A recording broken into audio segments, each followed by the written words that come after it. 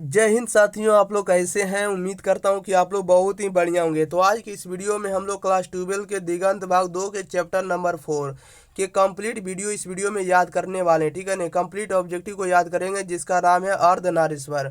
अर्धनारीश्वर के जो राइटर है रामधारी सिंधिनकर जी है, याद रखिएगा। तो इस वीडियो में हम आपको 39 ऑब्जेक्टिव को कंप्लीट याद करवाने वाले हैं, जो कि VVI रहने वाला है 2027 बोर्ड परीक्षा या आगामी बोर्ड परीक्षा के लिए। तो आप लोग वीडियो को शुरू से अंत तक जरूर देखेगा। एक सिंगल क्वेश्चन भी यहाँ से बाहर नहीं जाएगा और 100% यहाँ से क्वेश्चन लड़ेगा, गारंटी है मेरा। ठीक है ना। और अगर आप लोग 90+ स्कोर करना चाहते हैं तो पूरे वीडियो को जरूर पढ़िएगा, पूरे चैप्टर के पढ़िएगा, सभी विषय का पढ़िएगा। इसी चैनल एग्जाम फ्री पर आप लोग को अपलोड किया जा रहा है। ठीक है ना, आप लोग जरूर देखते रहिए। सुबह और शाम 7 बजे आप लोग को वीडियो पब्लिक होता है सुबह के, और 8 बजे पब्लिक होता है सुबह के, और 6 बजे शाम के, और 7 बजे शाम को। ये आप लोग को 4 टाइम नोट कर लेना, चारों टाइम आप लोग को वीडियो पब्लिक होता है। कभी भी आकर इस चैनल के माध्यम से कोई भी वीडियो को पढ़ सकते हैं। ठीक है ना, एकदम सटीक तरीका से ऑब्जेक्टिव होता है, 100% लड़ने वाला ऑब्जेक्टिव होता है। चलिए हम लोग स्टार्ट करते हैं, ज़्यादा विलम्ब ना करेंगे। एक बार वीडियो को शेयर, चैनल को सब्सक्राइब आप लोग को कर लेना है, क्योंकि आप लोग अपना सदस्य है, इसलिए जरूर आप लोग लाइक शेयर कर दीजिएगा। चलिए स्टार्ट करते हैं क्वेश्चन नंबर 1 की ओर। आप लोग प्रत्येक आंसर भी बताते चलिएगा कमेंट बॉक्स के अंदर। 4 से 5 सेकेंड का नाम आपको टाइम देंगे, एकदम बताते चलिएगा। ठीक है ना, और लास्ट में स्कोर बताइएगा कि कितना स्कोर 39 में से आप सही कर पाते हैं। ओके, चलिए क्वेश्चन नंबर लेते हैं फर्स्ट नंबर की ओर। कह रहा है कि रामधारी सिंह दिनकर किस विश्वविद्यालय में हिंदी के प्रोफेसर थे। बताइएगा, रामधारी सिंह दिनकर जो है किस विश्वविद्यालय के हिंदी प्रोफेसर बने हैं। तो हिंदी के प्रोफेसर बने किस विश्वविद्यालय के। तो राइट आंसर ऑप्शन नंबर इसका बी हो जाएगा, भागलपुर विश्वविद्यालय के। भागलपुर विश्वविद्यालय के प्रोफेसर के रूप में कार्य किए हैं रामधारी सिंह दिनकर की, बी सही जवाब हो जाएगा। अगला क्वेश्चन कर रहा है, रामधारी सिंह दिनकर की पहली कविता पुस्तक प्रणभंग जब प्रकाशित हुई तब वे कितने वर्ष के थे। बताइएगा, कह रहा है रामधारी सिंह दिनकर जी जो है रामधारी सिंह दिनकर की जो पहली कविता पुस्तक है प्रणभंग, ये प्रकाशित हुई तब वे कितने वर्ष के थे। तब वे जो थे 21 वर्ष के थे। राइट आंसर इसका बी सही जवाब हो जाएगा। अगला कह रहा, अपने जीवन के अंतिम दिनों में किसने नारीत्व की भी साधना की थी। बताइएगा, अपने जीवन के अंतिम दिनों में किसने नारीत्व की भी साधना की थी। तो राइट आंसर ऑप्शन नंबर इसका क्या हो जाएगा, सही जवाब। चलिए यहाँ पर ऑप्शन है आप लोगों के लिए, बताइएगा प्यारे साथियों। हाँ ठीक है, ओके बताइएगा इसका जो सही जवाब हो जाएगा। फिर से क्वेश्चन पढ़ते हैं। कह रहा, अपने जीवन के अंतिम दिनों में किसने नारीत्व की भी साधना की थी। तो right answer option number D हो जाएगा, महात्मा गांधी ने की थी। ओके, अगला कह रहा है कि परशुराम की प्रतीक्षा शीर्षक काव्य कृति किसकी है। परशुराम की प्रतीक्षा शीर्षक काव्य कृति किसकी है। तो राइट आंसर ए हो जाएगा, रामधारी सिंह दिनकर की कृति है परशुराम की प्रतीक्षा, ये बिल्कुल सही जवाब हो जाएगा। अगला कह रहा है कि शंकर और पार्वती का कल्पित रूप है क्या है। शंकर और पार्वती का कल्पित रूप क्या है। तो वही अर्धनारीश्वर है, आधा नर आधा ईश्वर है। राइट आंसर ऑप्शन नंबर क्या हो जाएगा, बी सही जवाब हो जाएगा। अगला कह रहा, रामधारी सिंह दिनकर की काव्य कृति रेणुका का रचना काल क्या है। बताइएगा, रामधारी सिंह दिनकर की काव्य कृति रेणुका का रचना काल क्या है। तो रेणुका का रचना काल है 1935 ईस्वी। राइट आंसर ए सही जवाब हो जाएगा। अलग कह रहा है कि अर्धनारीश्वर शीर्षक निबंध के अनुसार धर्म साधक महात्मा और साधु किसके भाई खाते थे। बताइएगा, कह रहा है कि अर्धनारीश्वर शीर्षक निबंध के अनुसार धर्म साधक महात्मा और साधु किससे भाई खाते थे। तो राइट आंसर बी हो जाएगा, नारियों से भाई खाते थे। राइट आंसर बी सही जवाब हो जाएगा। अगला कह रहा है कि पराधीनता के कारण नारी अपने अस्तित्व की अधिकारिणी नहीं रही, यह उक्ति किस शीर्षक पाठ से। बताइएगा, कह रहा है पराधीनता के कारण नारी अपने अस्तित्व की अधिकारिणी नहीं रही, यह युक्ति जो है किस शीर्षक पाठ की है। तो ये जो है अर्धनारीश्वर चैप्टर का है। राइट आंसर ए सही जवाब हो जाएगा। अगला क्वेश्चन लेते हैं, क्वेश्चन नंबर 9। क्वेश्चन नंबर 9 में कह रहा है कि आनंद मैंने जो धर्म चलाया था वह 5 सशस्त्र वर्ष तक चलने वाला था, किंतु अब वह केवल 500 वर्ष तक चलेगा, क्योंकि नारियों को मैंने भिक्षुणी होने का अधिकार दे दिया। यह युक्ति किस शीर्षक पाठ से है। बताइएगा, तो यह युक्ति जो है किस शीर्षक पाठ से है। तो यह भी अर्धनारीश्वर से ही है। ये जो कथन कहे हैं, ये जो ऊपर जो लिखा गया है, इस कथन को कहने वाले महात्मा बुद्ध हैं। ठीक है ना, भगवान बुद्ध है, जिसको लाइट ऑफ एशिया कहा जाता है। ठीक है ना, एशिया का किरण पुंज या ज्योति पुंज। जाएंगे। तो एक बार फिर से पढ़ते हैं। कह रहा है, आनंद मैंने जो धर्म चलाया था वह 5 सशस्त्र वर्ष तक चलने वाला था, किंतु अब वह केवल 500 वर्ष तक चलेगा, क्योंकि नारियों को मैंने भिक्षुणी होने का अधिकार दे दिया। यह युक्ति जो है किस शीर्षक पाठ से है, तो यह अर्धनारीश्वर चैप्टर से है। रामधारी सिंह दिनकर द्वारा ये कथन कहा गया था, ठीक है ना। लेकिन ये बोले थे यह अपना बुक में महात्मा बुद्ध ने। राइट आंसर ये सही जवाब हो जाएगा। अलग अलग भागलपुर विश्वविद्यालय में उप कुलपति के पद पर निम्नलिखित में से कौन रहे हैं, बताइएगा।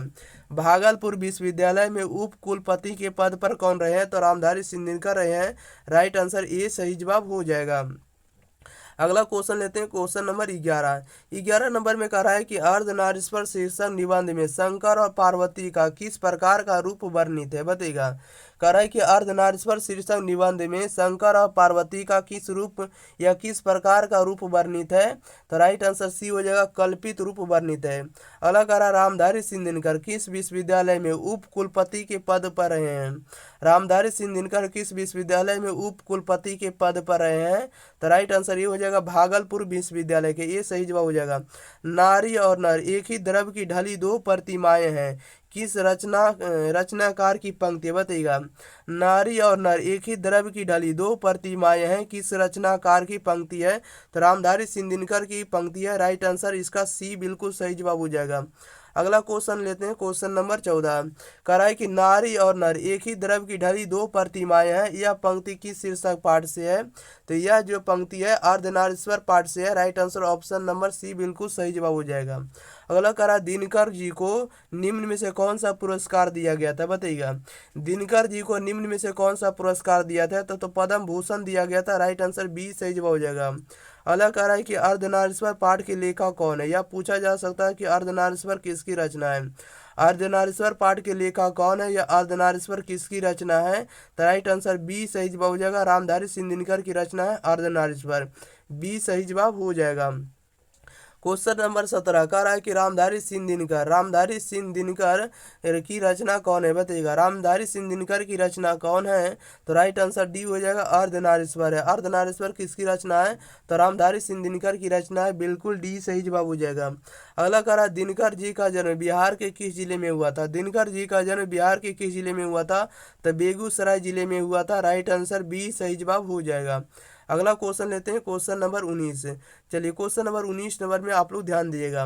19 नंबर में कह रहा है कि रामधारी सिंह दिनकर के पिता का क्या नाम था, बताइएगा। रामधारी सिंह दिनकर के पिताजी का क्या नाम था, तो right answer option number B हो जाएगा, रवि सिंह जो था रामधारी सिंह दिनकर के पिताजी का नाम था। राइट आंसर बी सही जवाब हो जाएगा। अगला कह रहा है, दिनकर जी की पहली काव्य पुस्तक कौन सी है। दिनकर जी की पहली काव्य पुस्तक कौन है, तो प्रणभंग है। राइट आंसर डी सही जवाब हो जाएगा। पहली पुस्तक पूछा जाएगा रामधारी सिंह दिनकर का, तो प्रणभंग बताएंगे। राइट आंसर डी सही जवाब हो जाएगा।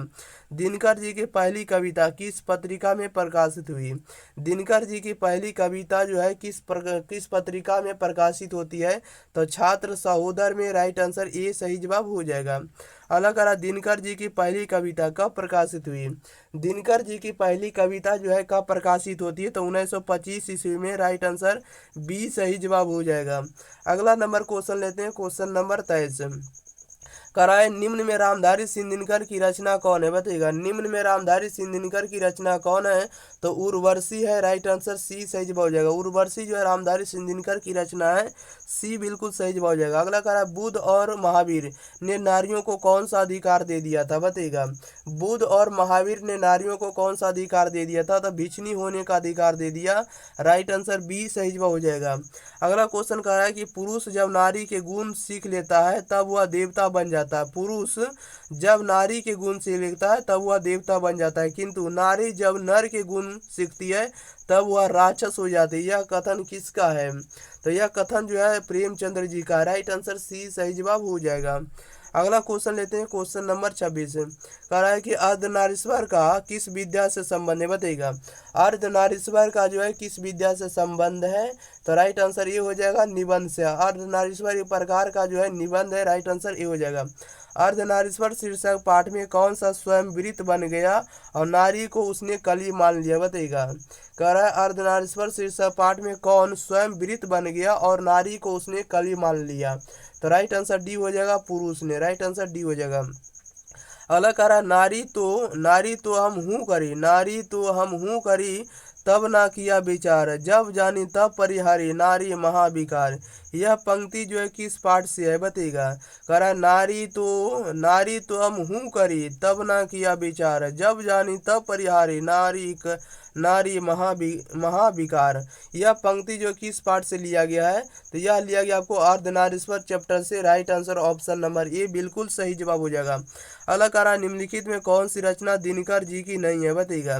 दिनकर जी की रचना कौन नहीं है, तो दिनकर जी की रचना पहले जानते हैं तो उर्वशी दिनकर जी की रचना है, रसीम रथी भी दिनकर जी की रचना है, कुरुक्षेत्र भी दिनकर जी की रचना है।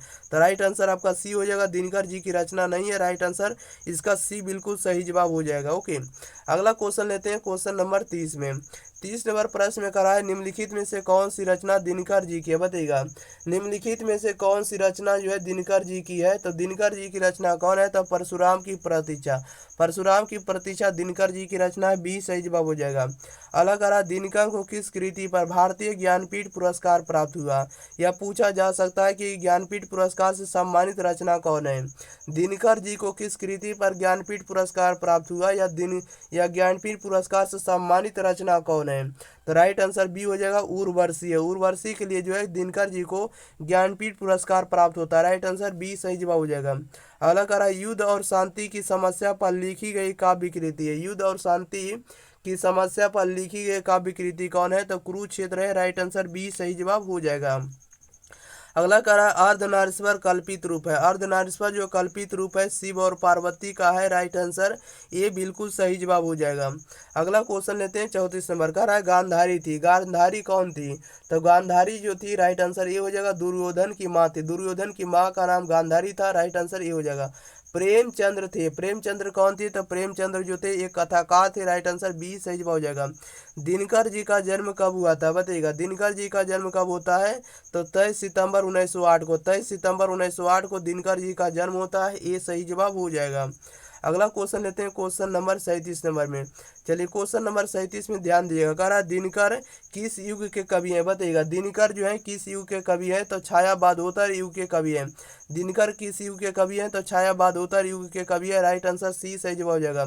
संस्कृति के 4 अध्याय किसकी कृति है। संस्कृति के 4 अध्याय किसकी कृति है, तो आचार्य सीताराम चतुर्वेदी का सॉरी ये संस्कृति के 4 अध्याय किसकी कृति है, तो ये जो है रामधारी सिंह दिनकर का है। किसका है, रामधारी सिंह दिनकर का। राइट आंसर बी सही जवाब हो जाएगा। ठीक है ना। चलिए अगला कह रहा है कि कौन सी कृति रामधारी सिंह दिनकर की लिखी हुई है। कौन सी कृति जो है रामधारी सिंह दिनकर की लिखी हुई है, तो रामधारी सिंह दिनकर की लिखी हुई कविता कौन है, या कृति कौन है, तो शुद्ध कविता की खोज। शुद्ध कविता की खोज। राइट आंसर ये सही जवाब हो जाएगा। चलिए प्यारे साथियों, तो इस वीडियो में पूरे ऑब्जेक्टिव कंप्लीट याद करवा दिए। तो आपका काम रहेगा वीडियो को आप लोग ज़्यादा से ज़्यादा शेयर करेंगे। चैनल को सब्सक्राइब नहीं कर रखे तो चैनल को जरूर सब्सक्राइब करेंगे। वीडियो को लाइक नहीं किया तो वीडियो को लाइक जरूर करेंगे। कमेंट बॉक्स में जरूर बताएंगे कि 39 क्वेश्चन में से आप लोग कितने क्वेश्चन सही कर पाए हैं। ठीक है ना।